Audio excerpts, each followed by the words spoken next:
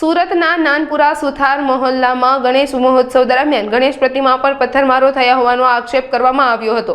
આ સમયે એક સ્થાનિક મહિલા ગણેશજીના દીવામાં ઘી પૂરી રહી હતી। પથ્થર વાગતા મહિલાને કમર પર ઈજા થઈ અને તેમણે બૂમ પાડતા લોકો એકઠા થઈ ગયા હતા। આ ઘટના બાદ પોલીસ અને સ્થાનિક લોકોના દાવાઓમાં વિરોધાભાસ જોવા મળી રહ્યો હતો।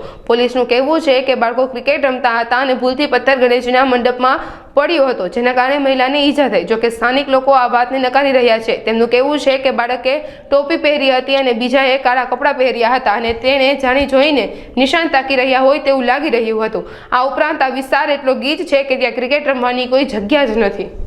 મારું નામ છે પલ્લવી ચૌહાણ। અમારા મોહલ્લાનું નામ છે સુથાર મોહલ્લો।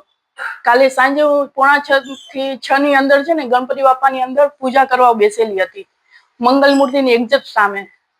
ત્યાં કરી છે ને પેલા એક પથ્થર આવ્યો તો મેં કીધું આવું થયું। પછાડી વળીને જોઉં તો બે પોયરા ઉભેલા હતા, એક ટોપી પહેરેલી હતી, એક કાળા કપડા વાળો હતો। તો મને વાગ્યું ને તો મેં તરત જ એને કીધું કે ઓય ક્યાં કરતા હે?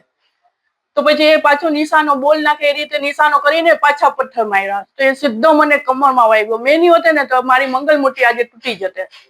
મારા લીધે આજ મારી મંગલ મૂર્તિ બચી ગયેલી છે। પછી મને તો કઈ ખબર જ નહીં પડી, એકદમ દુખાવો થતો હતો। પછી આજુબાજુ મેં બૂમ પાડી મારા મમ્મીને ને એ લોકો આવ્યા। પછી એ લોકો બધાને બૂમ પાડી કે અહીંયા જો આ લોકો પથ્થર મારે છે। પછી બધા આજુબાજુ વાળા બધા આવી ગયા। પછી બધા મળીને ખબર નહીં કોઈ પોલીસ લોકોને બોલાય એ મને તો નહીં ખબર, પછી બધા આવી ગયા। કોઈ ક્રિકેટ નહીં રમતું હતું। સ્ટેજ પર મેં એકલી હતી ને મંડપ થી થોડે દૂર એક લેડીઝ ઉભેલી હતી, બસ બીજું કોઈ નહીં હતું। ને આ બે પોયરા જ હતા। એકદમ મોટા ટાઈલ્સ ના ટુકડા હોય ને તેવા મોટા મોટા પથ્થર છે, તમે જોઈ શકો છો।